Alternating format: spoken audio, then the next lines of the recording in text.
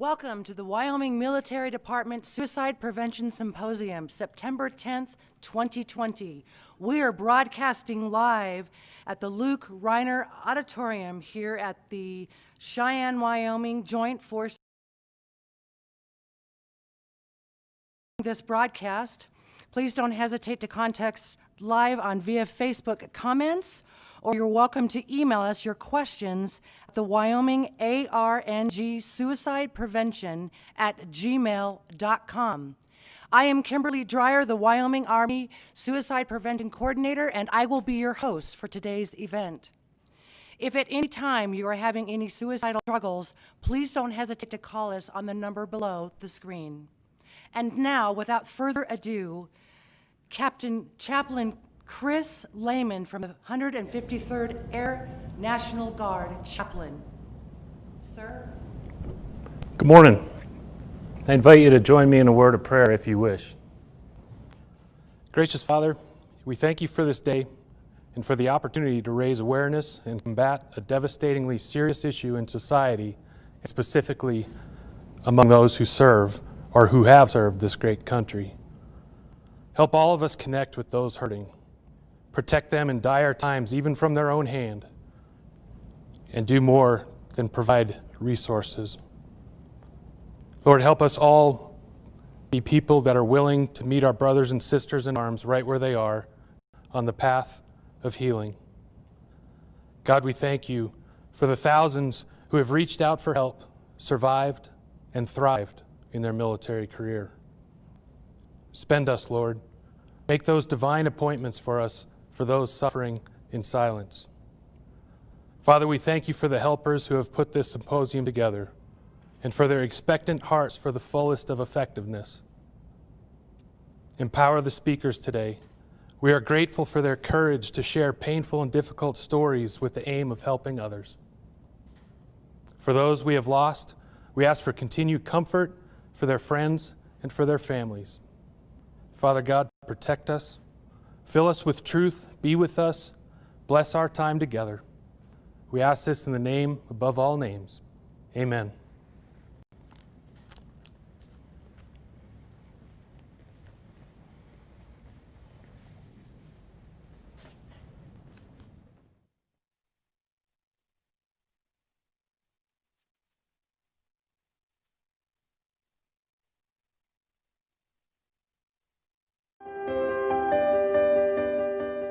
Members of the Wyoming Military Department serve as a sword and shield for our state and our nation.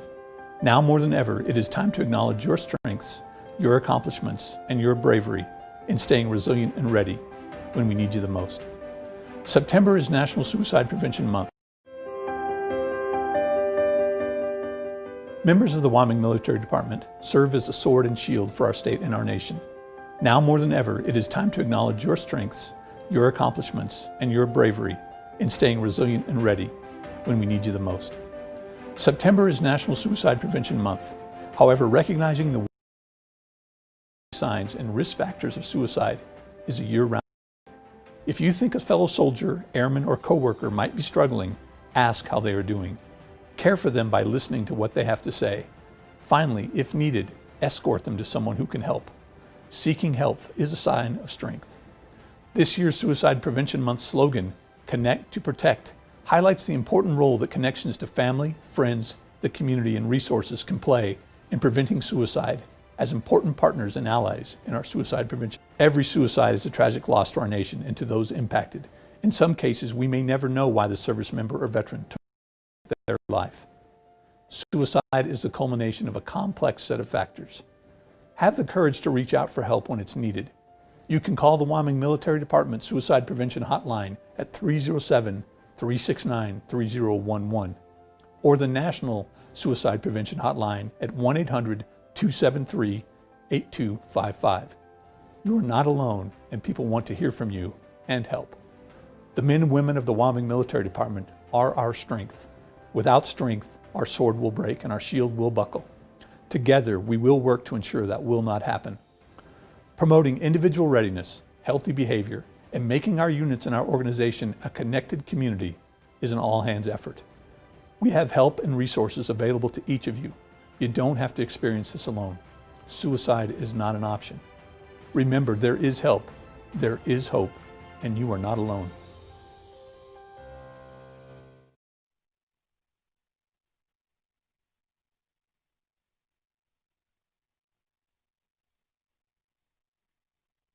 Is that better?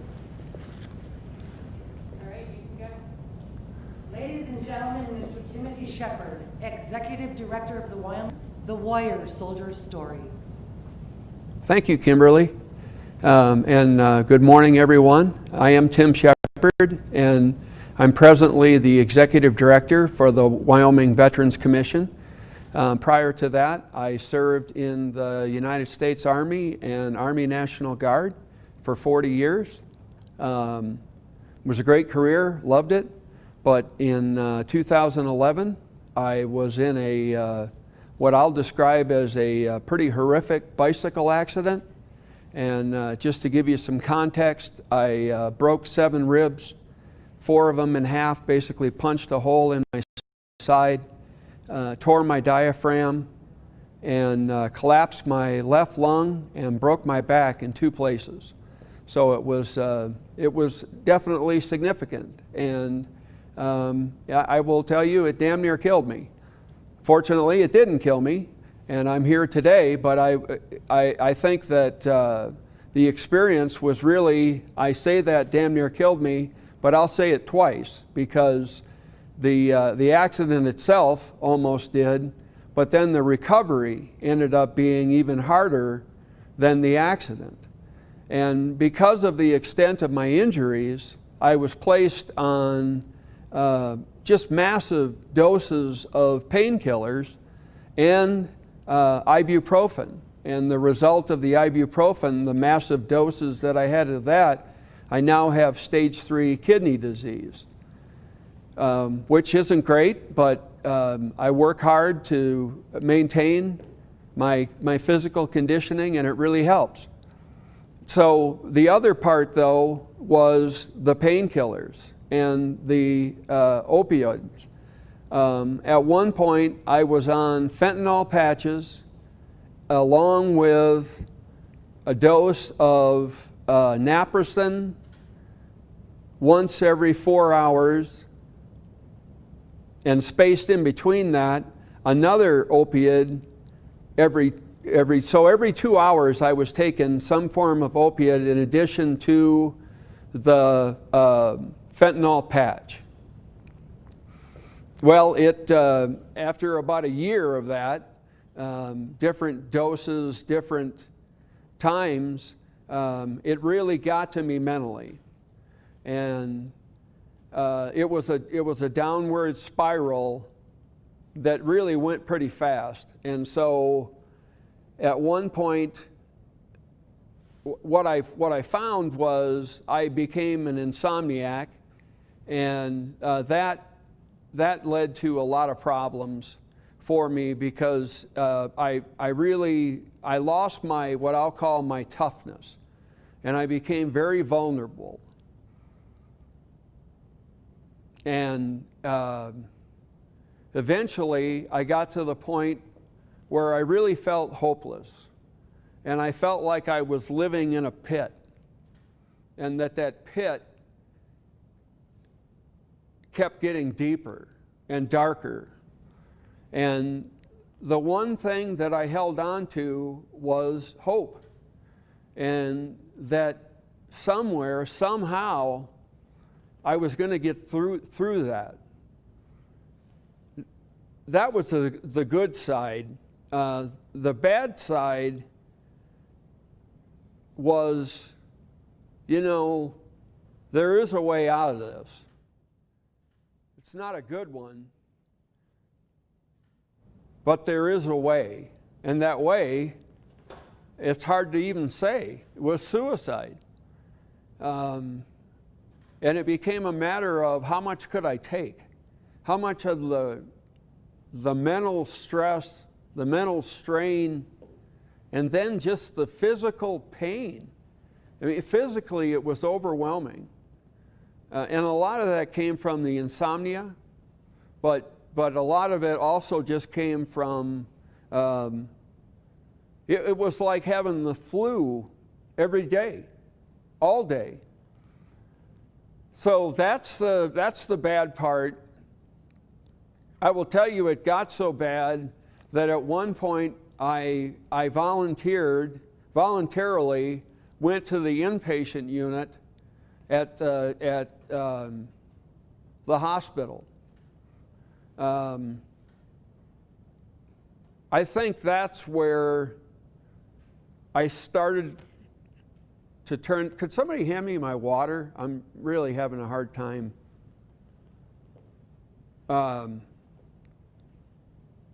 Anyway, that's where I think it started to turn. And there's a gentleman here today. Thank you very much. There's a Tom who I met in group therapy. And I'll say that what he talked about resonated with me and gave me, I'll call it a rope, and helped me start getting out of that pit. The thing that was really important to me was medication. So obviously the opiates were a medication that wasn't helping me, but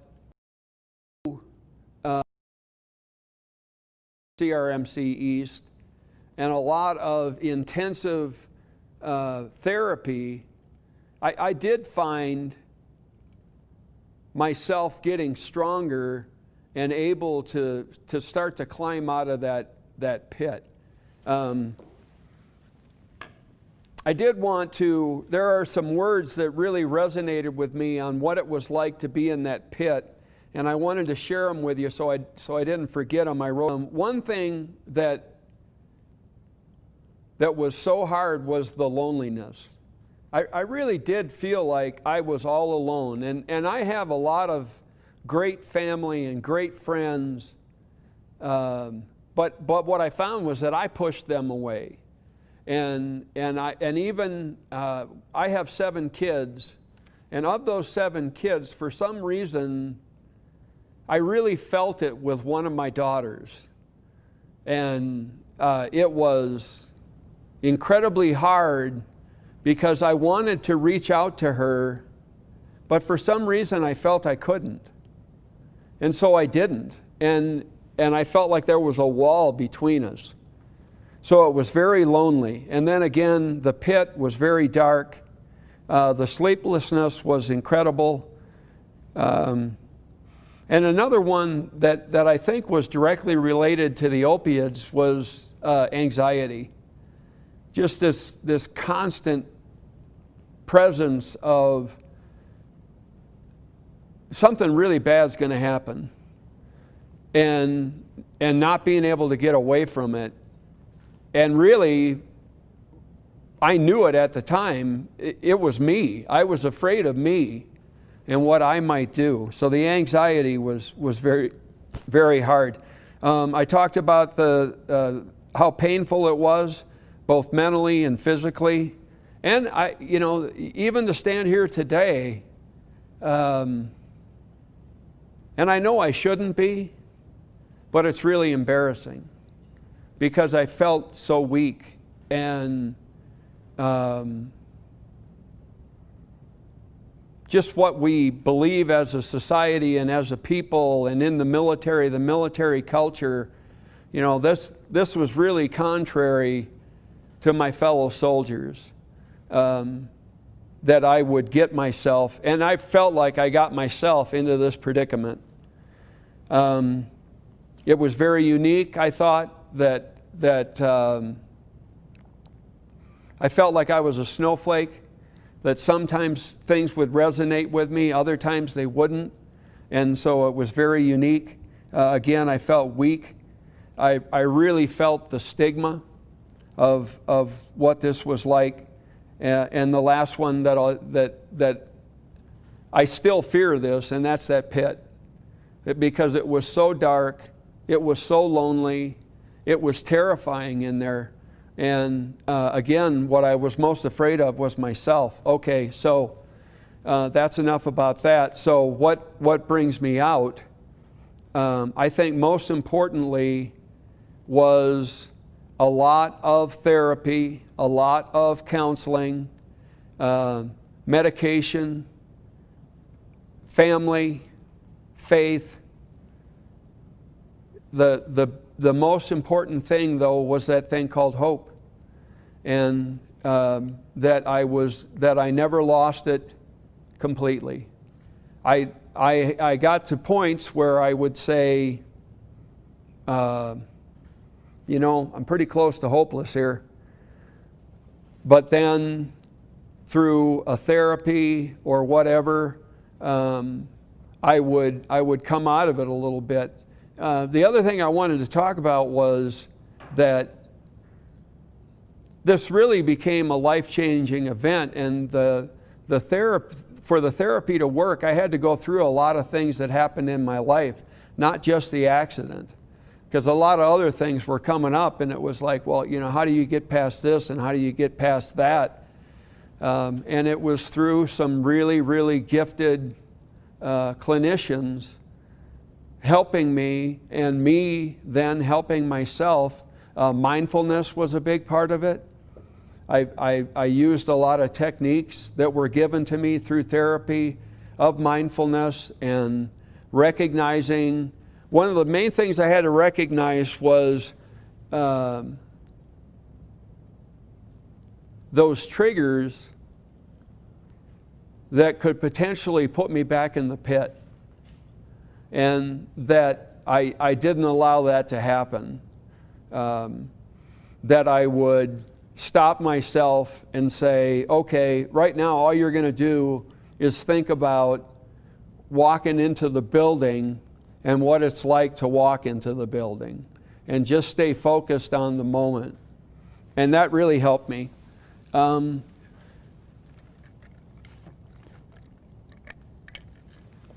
can tell you that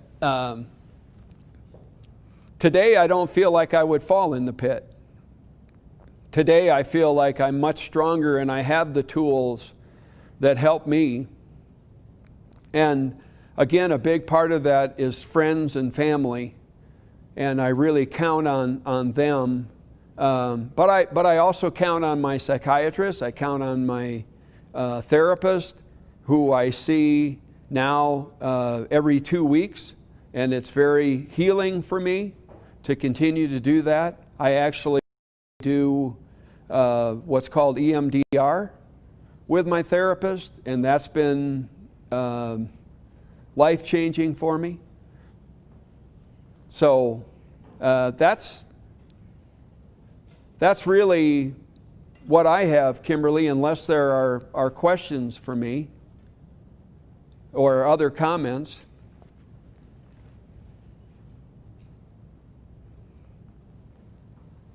Thank you very much. We appreciate your service, sir. Thank you. Oh yeah, you're Thank welcome. you.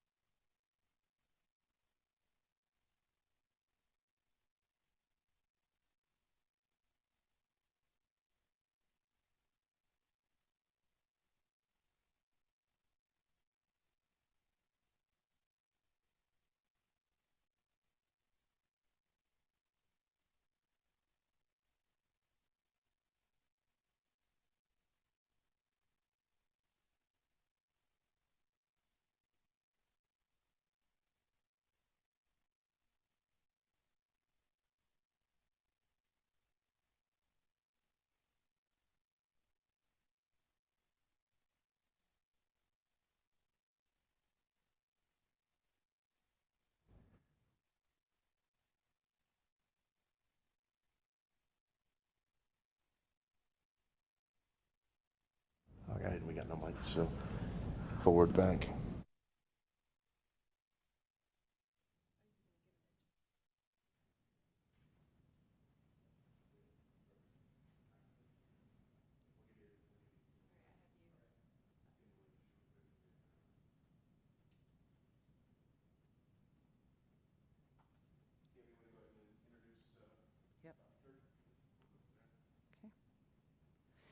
And now, Mr. Thomas D. Kirk, Capital Counseling, Cheyenne, Wyoming.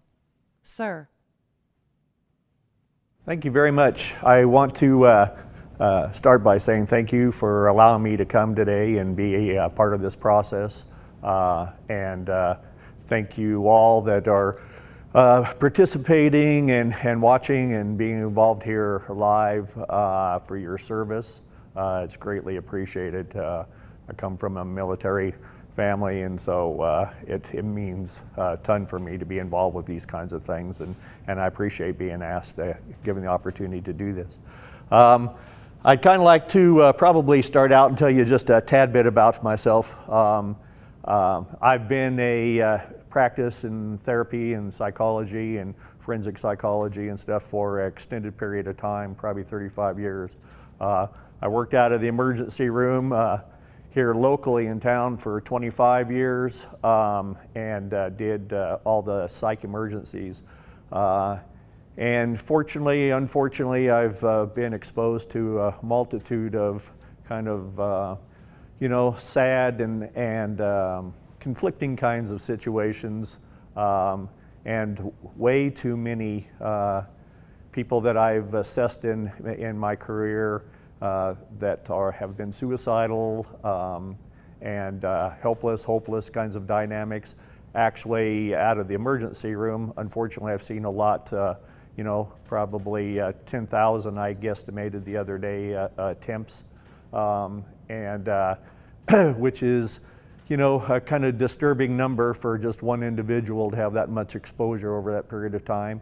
And it's kind of a sad deal. I still deal with things at a pretty consistent level in my private practice.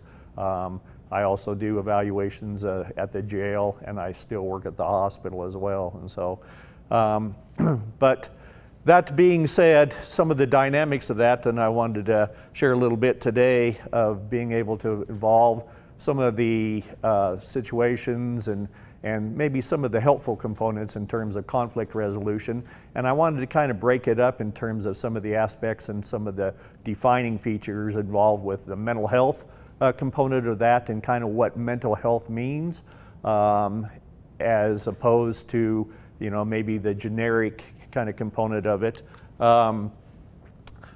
Conflict in itself, I think, is an unavoidable dynamic. It is part of the human condition.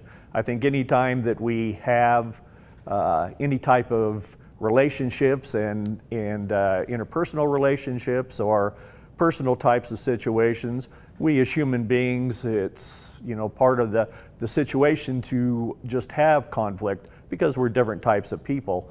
That being said, I think that it kind of is broken down into kind of components. Some of us thrive on a certain amount of conflict. Some of us, perform and function better under certain levels of conflict.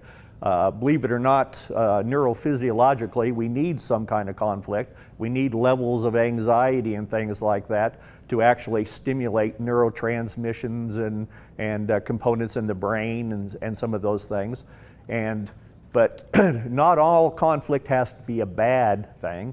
And I'll kind of get into some of this in just a little bit in terms of, as Mr. Shepard had kind of identified, there's a kind of a catch-all term now that's referred to as mindfulness. It's part of the cognitive behavioral dynamic of dealing therapeutic with it, and it has found to be extremely helpful, and I'll talk about some of the specifics of that a little bit.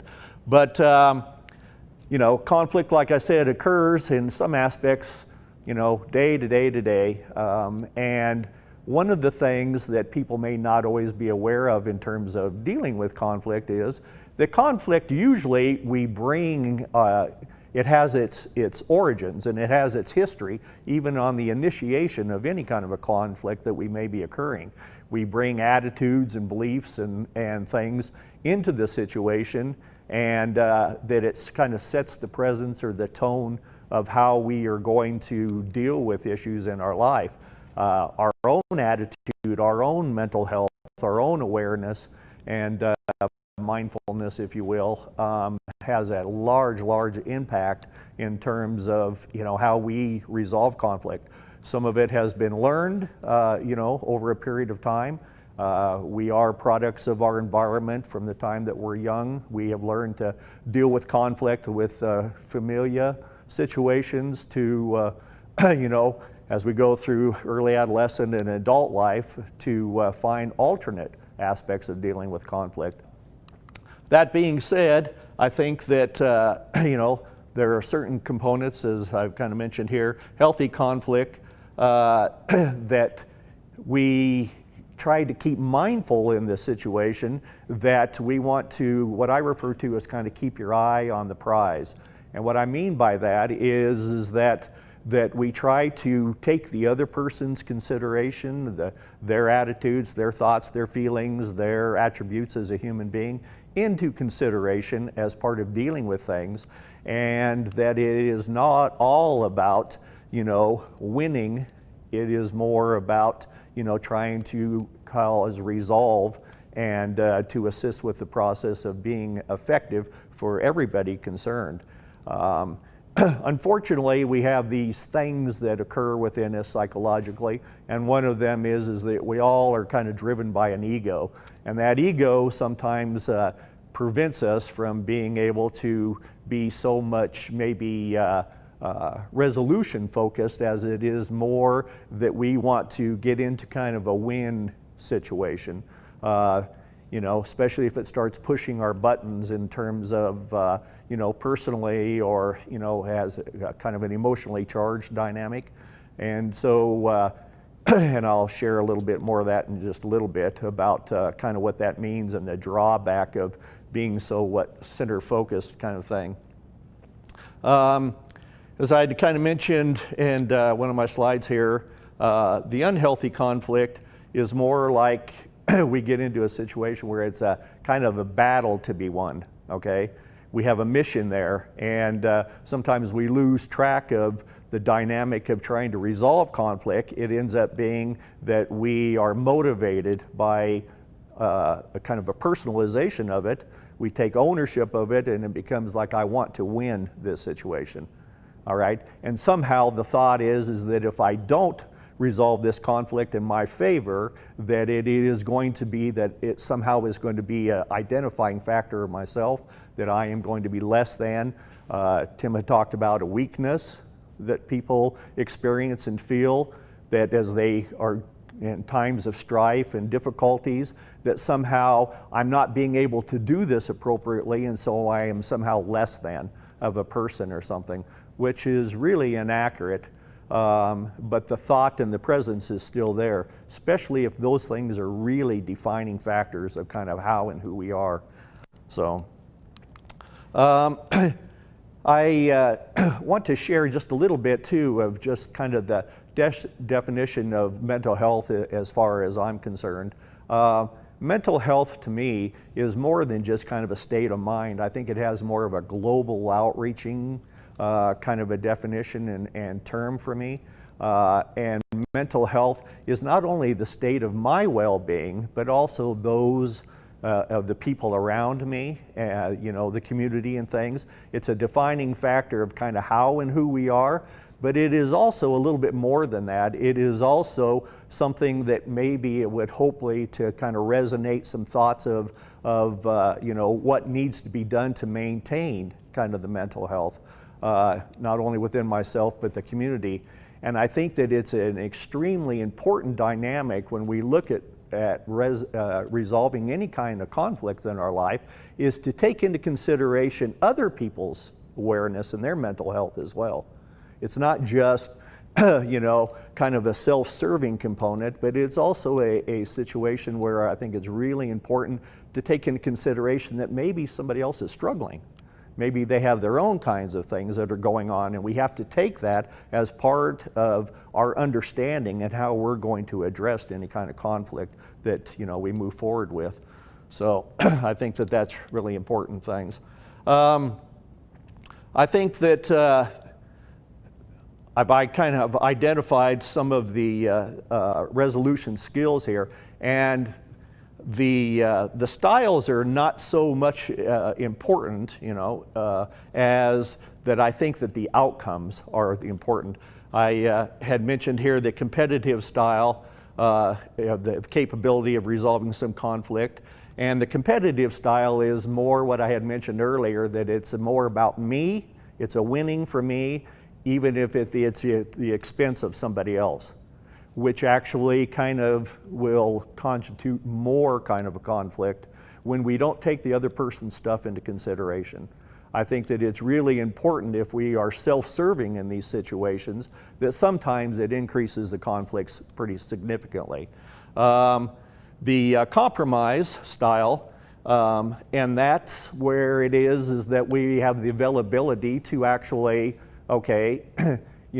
compromise in this situation, and that we're willing to give consideration to allow somebody else's point of view and their needs and wants to be present, and maybe not even so much to the point that it is going to resolve that in an effective way that I think is beneficial for me, but it may be that I'm considering that their stuff is as important as my stuff, okay? And I think that that's, an important kind of a thing to look at. Again, some people have some challenges with that.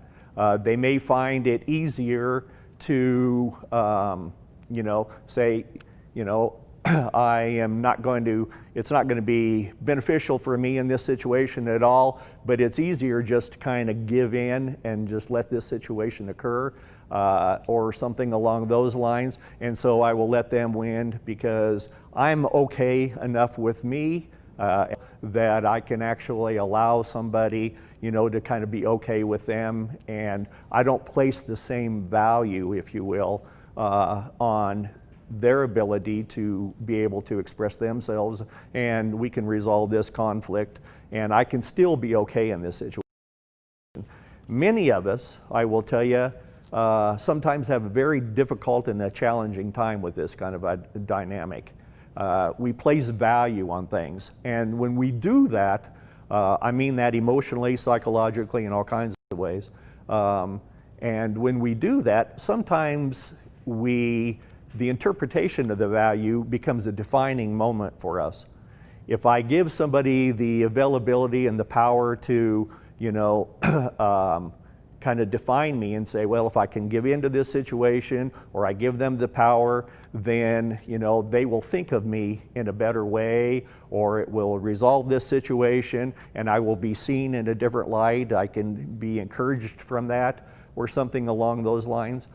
That kind of thinking, is effective for us, but one of the challenges lies is when we give the people the power in that situation for us to be okay, the equal and opposite of that also occurs, which is, all right, if I have somebody and compromise and give them the power to say that's going to define me, and oh gosh, I'm such a good guy for being able to resolve this for you in this way, well then they also have the power to take it away. And what I mean by that is if I allow somebody, to have those decisions, okay, and it defines me in a positive way, well then I also have to remember I can still do the same thing, and those people could potentially change their mind, and then they could reject me, and now they have the power to take it away. So we have to be mindful again of the opportunity of how we're going to resolve things, and taking into consideration the effect that that's not only going to have on myself, each of us, but also the people that are involved with potentially resolving this. So the compromising light, these are situations when it's not necessarily, just enough to allow somebody to, you know, you kind of give in, if you will, and allow yourself to kind of compromise in this situation. But there's kind of a hidden agenda behind that, and that situation is that you have to continue to make yourself available and utilize the situation, that it's just backing off maybe a little bit, and that you're going to, in this particular level of conflict, that you're still taking your stuff into consideration, but you're trying to be flexible enough that it ends up being a win-win situation, as opposed to I lose, you win, or I win and you completely lose. So the style collaboration, I really think, is probably one of the most effective. And this is a situation where we are working together. I refer to it as keeping your eyes on the prize again, okay? And that it's not the personalization between us that is going on, okay? It is more of a situation that we are focused on an outcome, all right? I'm taking responsibility and I'm taking ownership for my half of the resolution, and the hope is that I'm facilitating and you know, kind of perpetuating the opportunity for you at the other end of this to take ownership for your part, and that we don't get into the personalizations conflict that increases it. We actually are focusing on the availability of an outcome, okay, that is beneficial for all people concerned. And those are usually more beneficial. I remember when I was growing up, my parents had a Friday ritual thing that they would do. And my dad would come home from work and he would ask my mom a question. He would do this thing where he would say, would you like to go out to eat tonight? And my mother would say things like, oh yeah, that'd be great, that'd be really good. And he says, well, where would you like to go? And my mom would say, oh, I don't care. It doesn't matter, anywhere's fine. And my dad would say, okay, well, you know, gosh, we haven't been to that Italian place for X period of time. And my mom goes, you know, I don't want Italian food today. And my dad, I could already see the veins popping out in his neck. And so he would kind of, you know, get a little charged, but he would maintain a little bit. And then he goes, well, you know, there's a new Chinese place. And my mom says, nah, I really don't feel like Chinese. And my dad would say, you always do this. You always do this, okay? I ask you where you want to go. You say you don't care, but you really do care. Why don't you just say where you want to go? And then my mom would utilize that as a situation to kind of throw what I call a grenade at my dad. She says, well, what difference is it going to make? Because you're going to do what you want to do anyway. And so they would go into this thing and they would utilize it, and this is what I talk about, this history in these conflicts, okay? They would utilize that as a springboard opportunity to kind of throw emotional grenades and unresolved issues at one another. They forgot to focus on going someplace to eat and the resolution of that, an opportunity for personalizations that occur. There was no collaboration that happened to that. And I would sit back there and I would watch them do this, and I was just fascinated that even at an early age going, what? I mean, this was just like an everyday thing, you know, every Friday thing. And I was like, and so finally there was one point in my life, I was over there and they were doing this, and I said, why don't you pick one Friday and you pick the next Friday? And that was an astounding thing for my parents to grasp. That was like an amazing process for them. They were like, why would we do that? And I'm like, you know, you're focusing on going out to eat. It might be a collaborative effort, you know, that'd be cool. You know, you don't have to get into these, you know, grenade throwing situations. You can just, you know, focus on doing something like that. Avoidance. This is a situation that I will tell you I see a lot with people, all right? And it is just easier because they have a projected identification, and what I mean by that is I'm going to avoid this conflict because I already know what the outcome is going to be. I'm not going to get my needs met in it, I know if I say something, they're not going to listen to me. It's going to be a situation where, okay, we are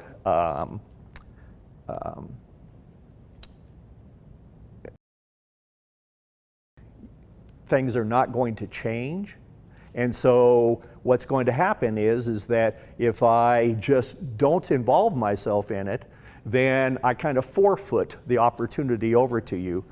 Unfortunately, just as I had shared with you prior to this in the collaborative effort, it leads to resentments. It leads to building that history that you bring with you in terms of other kinds of conflicts, which I think ends up being. The other part about that is, from the mindful standpoint, it reinforces in us, okay, that our stuff is not important. We feel like, well, there's no point in me saying something, there's no point in me presenting something to you or making my opinion, because it's not going to change anything. You're not going to change your mind. It's not going to change your behaviors. And so I am just going to keep that to myself. Well, then that reinforces psychologically and emotionally with us that our stuff is not important, okay? Because it's not important to make an impact on that person, and it must not be important to me because I'm not doing anything about it anyway, okay? Because I can't. I'm stuck with this situation. It's not changing anything. And unfortunately, those are the kinds of things that, again, builds that history that we take with us in terms of conflict. When we get into situations with, you know, people in life of authority or whatever, then we sit there and say, well, see, now it's a defining factor for me. This is how I think about myself, and when I get myself in these situations, my stuff is not important. And that's really is very, very inaccurate, okay? All right, the basic principle, I have some skills here, and I think that there's 4 things that I think are really important. And one of them is that I think it's vitally important in conflict resolution to separate the person from the behavior, okay, or the outcome. As I had shared with you the experience with my parents, they personalized it. They took ownership of the conflict.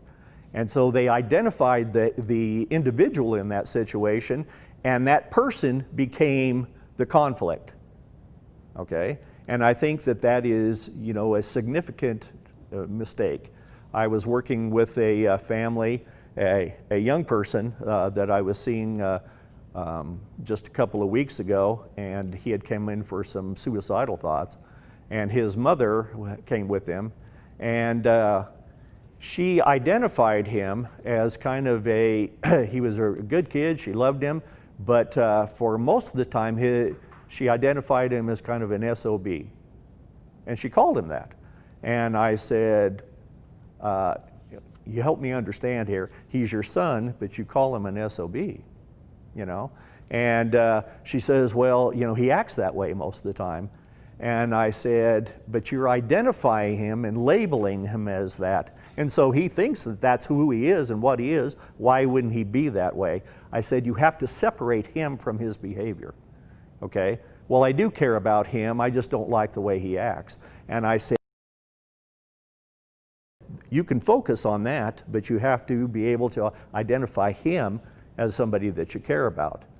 And I said, because what you're doing at this point in time, you're using that identification of him as a filter that you're looking through, okay, that he's this SOB, his behavior, and so you're identifying him as an individual as that. And I said, that is really going to be challenging for him, anything for you. And so she was kind of able to see that, and he was able to hear that a little bit, which was, you know,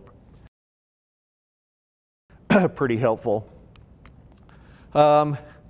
I think that it's really important, again, I keep reiterating to kind of keep your eyes on the prize, of focusing on the interest, not the specifics and the, you know, necessarily the outcomes of everything, the motivations, the, you know, all the personalizations and the things that are putting the person behind it. It's like, you know, are we trying to read kind of between the lines what is going on with this person, as opposed to, you know, what do we want as the outcome? I think that it's extremely important to continue to be mindful of what it is, be present about what it is that we are seeking in this situation. You know, not what the hidden agenda is or any of those kinds of dynamics. I think that that brings all of those personalizations into things, and I think it makes it very much more difficult to address. Oops. All right, and the third thing is I think that it's important to kind of brainstorm, create opportunities, outcomes, you know, stop and increase choices. This is the difference between, all right, having somebody where you can sit there and react to situations, or you can respond. Situation where I don't have any choice, you know, it's an opportunity. It's like the domino effect. Something happens and I just have to react to it. But responding is, you know, we can come up with choices. I can choose to do something else in a time of need, in a time of conflict. And I think that the way to achieve that is I think that we have to kind of stop, you know, the process. Again, focus on what we're trying to achieve here, all right? And kind of work with the person to kind of create opportunities, okay? To create things that would be beneficial, to create choices. Many times people that are struggling, okay, they don't feel that they have any choices. They don't feel like they have any opportunities. But being able to provide and question that. Part of the therapy that I do is referred to as cognitive behavioral therapy, and that is just challenging the thinking process. It's just like, you may not be aware of things, okay, but if we stop and collaboratively put some things together, it may be beneficial for an outcome, okay? Well, I wasn't even aware of those kinds of things, okay? I also state, you know, the objective criteria. I think that it's really important as, you know, instead of subjectively, just be objectively, be fair, you know, that there is resolution here, okay? That there are things that are, you know, kind of globally that may be beneficial instead of focusing on specific kinds of ideals or you know, thoughts or behaviors or some of those kinds of things. So, oops. So, the basic skills for conflict resolution are, you know, the mindful aspects of things. And when I talk about mindful, all right, mindful for me is, it has a lot of different things.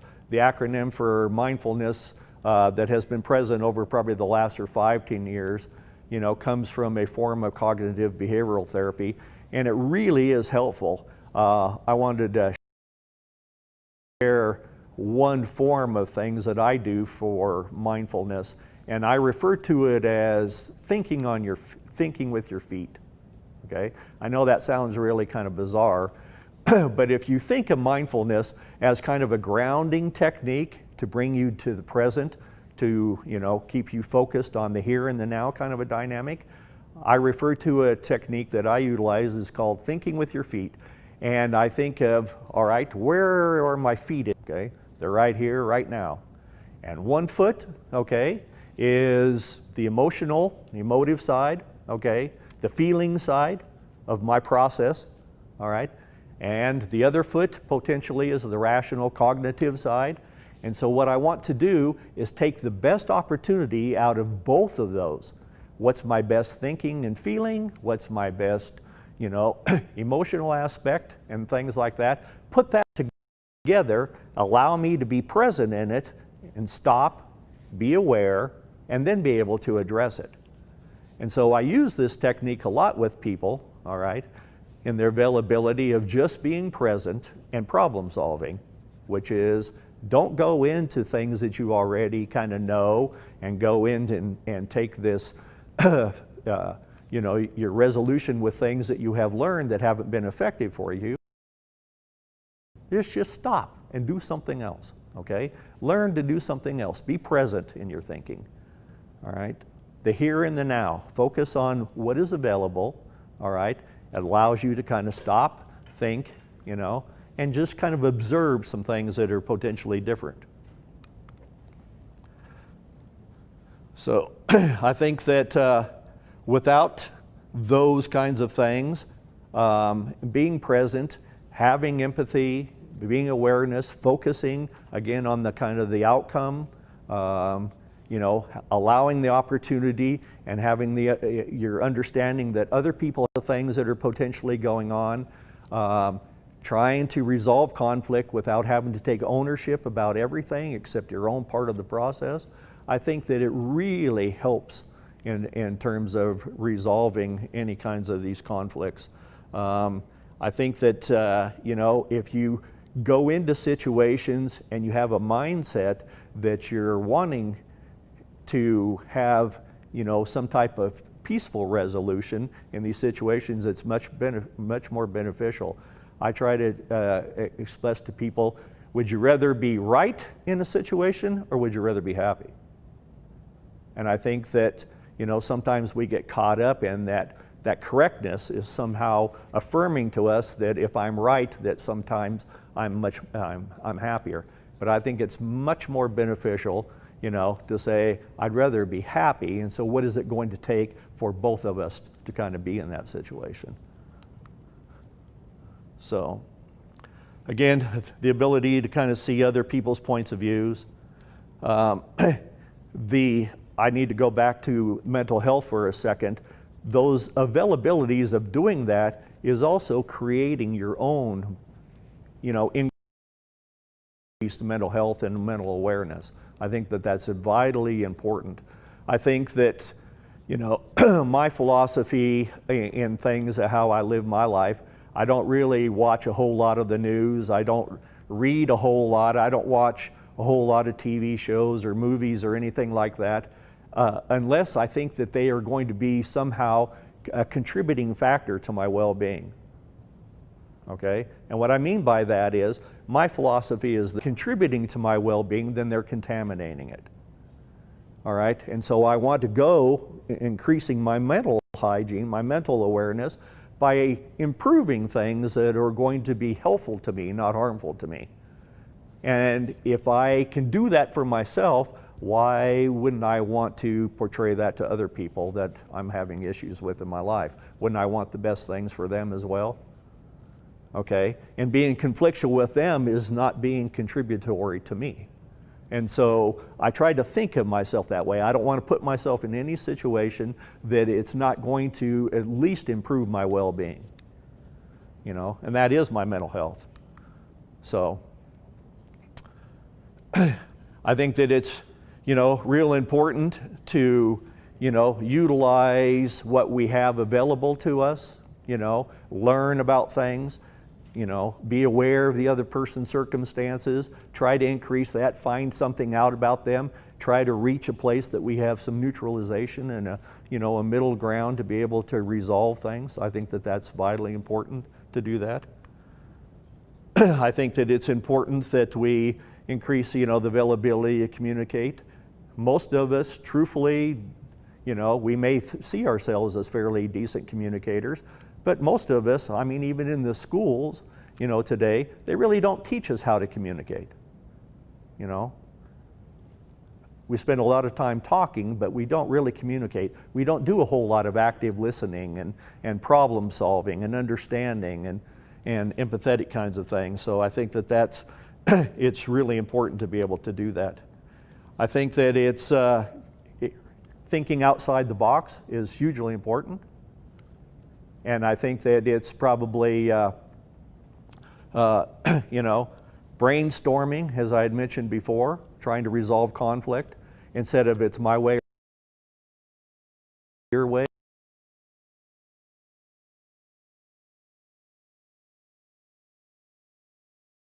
Do we have here, you know? What kinds of things can you bring to the table? What can I bring to the table? How are we going to be able to fix this? You know, globally would like to say that, you know, in all kinds of conflict resolution, it's vitally important, all right, to take other people's stuff into consideration as well as ours. I think that it's important to kind of, you know, look at the outcomes of things, what it is that we want to have happen. It's more important for resolution than it is, for sense of self and power and control kinds of dynamics. I think that not addressed in schools. Where are they to be learned? I think that we are products of our environment, to be truthful with you. I think that it is more of a familia thing.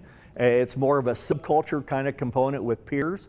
I don't know if y'all are aware of this, but after about the age of 6, okay, the 85% of the influence comes from our peers. The family, the familia component, although is still as important, has somewhat lessening impact on that availability. And you think about it, your communicative styles, your problem-solving skills and stuff like that really are very much learned things. And if they're ineffective, I think it's really important that we learn to do something else. So. Thank you, Dr. Thomas Kirk. Thank you for your time, sir. Mm-hmm. This is a reminder of the National Suicide Hotline. Also of the Wyoming Army National Guard Suicide Hotline of 307-369-3011. Call us if you need us and if you are struggling. Thank you.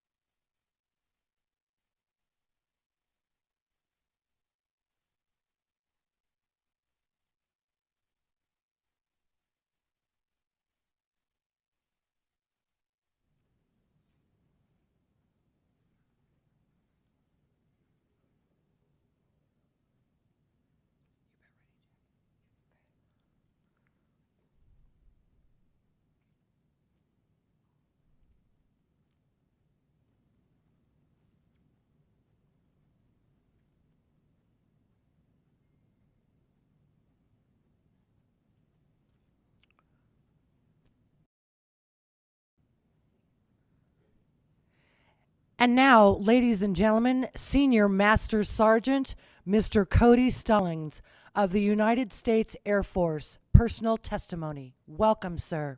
Thank you. Thank you for having me. Proud to be here. As she said, I'm Senior Master Sergeant Cody Stallings. I am the Operations Superintendent for the 790 Missile Security Forces Squadron here at F.E. Warren. And I've been asked to share a personal story that I've experienced in my life that has affected me throughout my career. In order to share this story, I have to go back to 2007, where I was a young airman stationed at Wright-Patterson Air Force Base in Dayton, Ohio. And I had just recently got back from a deployment in Iraq. I think I got back, don't quote me on it, but I think I got back in September of 2006, and this incident happened in February of 2007. And essentially what happened is I was up on the law enforcement desk and I received a phone call. And I answered the phone as one of the BDOC controllers and I said, "Wright Pat Police, Airman Stallings." And there was a pause on the end of the line and the individual said, "Wright Pat Police, Airman Stallings." And there was a sigh and I heard, "Hey, Cody." And immediately when I heard, "Hey, Cody," I knew that the person on the other end of that line was my former supervisor, my fire team leader when I was in Iraq, Staff Sergeant Shane Miles. And he said, "Hey, Cody, can you do me a favor?" I said, "Yeah, Sergeant Miles, what's up?" He said, "Can you do me a favor and send a patrol down here to Cadam?" And I said, "Yeah, why?" And he hung up on me. And this chill kind of went over my body of something is not right. I don't know what it is, but that spider sense was tingling and it just didn't feel right. So I immediately looked over to my partner up on the desk and I said, "Hey, I just got a weird call from Sergeant Miles at Cadam, which is our combat arms range, and he wants us to send a patrol, but he hung up on me." And I could see in his face that he was concerned as well. So he's like, "Well, did you try calling them back?" So I tried calling them back, no answer. And I'm like, "Hey, something's not right here. We got to send patrols to Cadam."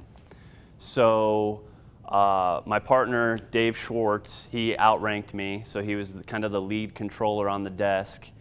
And I distinctly remember him leaning over the desk, standing up. This is before we had standing desks. And he dispatched Alpha 1, Charlie 1, and Papa 1, which were just our patrols, our lead patrols for those assigned sectors. And I very vividly remember him saying, "Alpha 1, Charlie 1, Papa 1, I need you to en route to Cadam, cover code 3.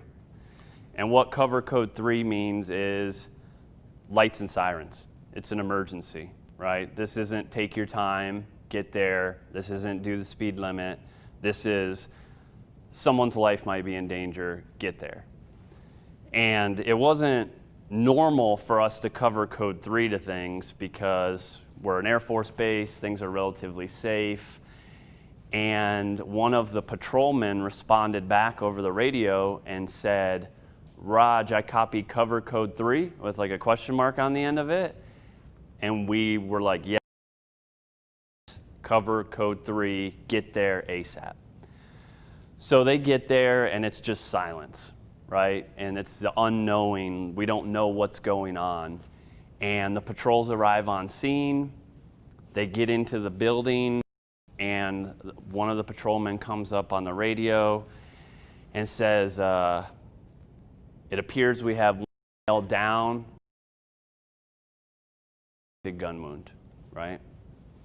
So it's amazing how you revert back to your training.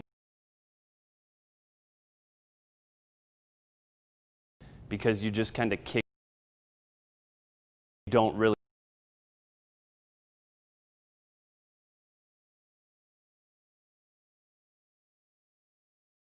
QRCs, which are quick reaction checklists, making notifications, pulling up what we needed to do and how we needed to get it done because we didn't know if Sergeant Miles was still alive or not. One of the patrolmen said that they felt a faint pulse, so we were under the impression that he was still alive at that time. And we were doing everything we could to get medical there. We had notified our flight. We don't know what's going on. We're cops. We have to go in there with kind of worst case scenario. Someone else might be in the building. And we got medical on scene as quickly as we could. And they loaded Sergeant Miles up into the ambulance and took him away. And we're getting phone calls from all these different people in our chain of command and medical services. And I remember in our blotter entry, we had canned entries for like a death on base. And one death. And we had to put that in there for the blotter. And we didn't know if there was a time of death because we didn't know if he had died yet. And medical ended up calling us back and said time of death was whatever it was. I don't recall. And my partner, Dave, he responded over the radio to our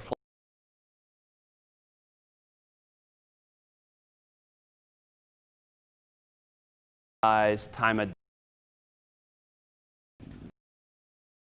a pause over the radio, and our flight chief responded back on the radio kind of angrily, right? Like, upset. And he said, "Cease all radio transmissions now." And me and Dave kind of looked at each other like, what is going on? We have no idea. Did we do something wrong? We're just doing our job. And later that night, that our flight chief was on scene, and that Sergeant Miles' fiance had showed up to cat him. And apparently she was the phone call that he made before he called me to send a patrol. So she was worried, and she came, and she didn't know what was going on. She was standing.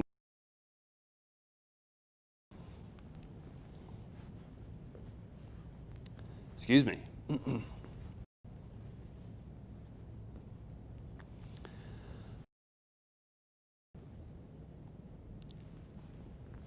As she was standing next to my flight chief, she heard us come over the radio announce his time of death.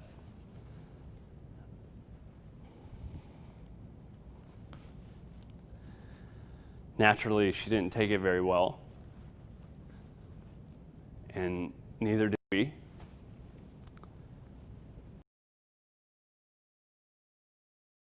Commander came up onto the law enforcement desk dressed in his full-service blues, and there were tears in his eyes. He hugged us. He was crying.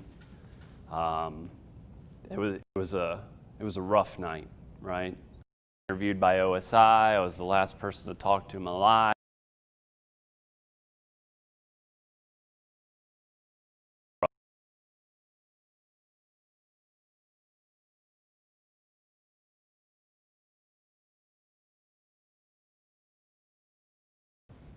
And I remember I was young, I was 19 maybe, and he just didn't look real to me in that casket. He looked plasticky. His face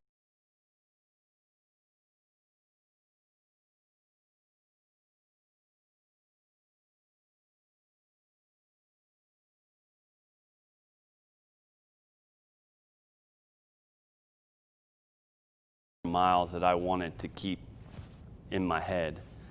The story stopped.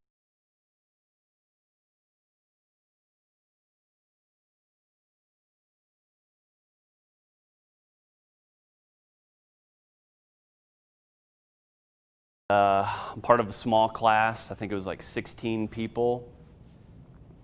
And the topic was suicide prevention. How do we stop it?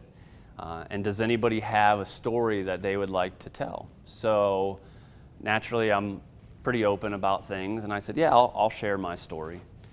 And I tell my story, the same story that I'm telling you here today. And a girl in my class, fellow tech sergeant, she gets up and she leaves the room bawling, just sobbing. Wow, like I get emotional about my story, but I didn't realize that other people would get that emotional about this story. So we stopped the discussion, we took kind of a small break, and we resumed, we switched to another topic, and that was kind of it. That was the end of the conversation for the day. But my class had kind of a tradition to where at the end of class every night, we would go out together to a restaurant. And we were at a restaurant that night, and I was sitting across from her, and I wanted to bring it up and just kind of like ask if she was okay, but it was pretty awkward for me to do that. Well, she actually ended up breaking the silence, and she said, Cody, where were you stationed at when that story happened that you told in class today? And I said, I was at Wright-Patterson Air Force Base back in 2007. And she said, and what was the name of the NCO that took his life? And I was like, his name was Staff Shane Miles.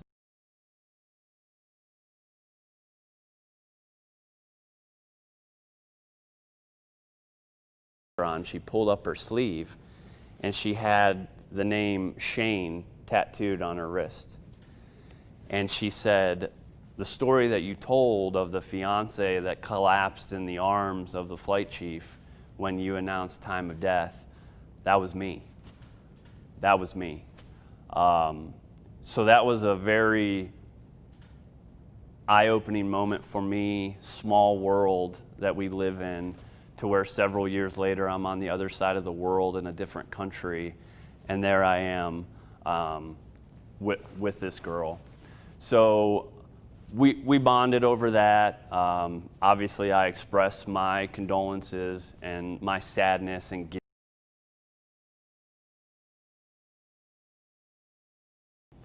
But this is a story that happened to me back in 2007, and now it's 2020, almost 2021, and I think about it pretty often.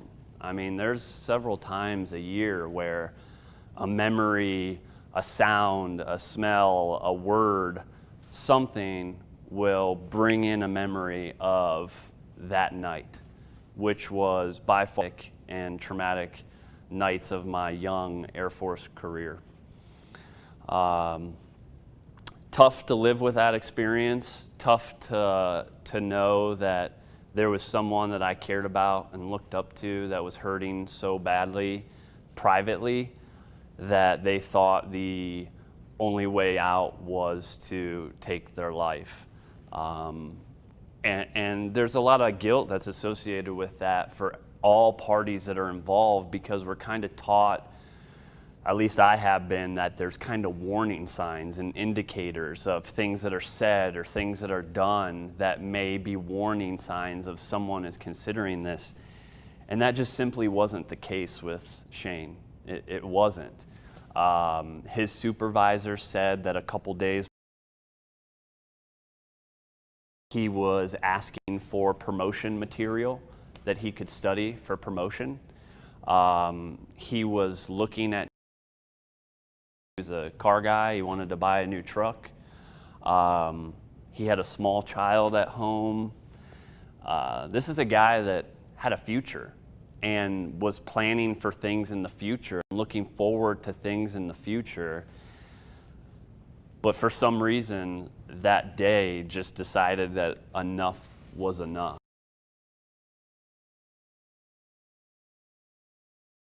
Because sometimes there's not warning signs, but oftentimes there are. And even if there's not warning signs, I think that if we are better connected as a community, do you want to go out and get some food?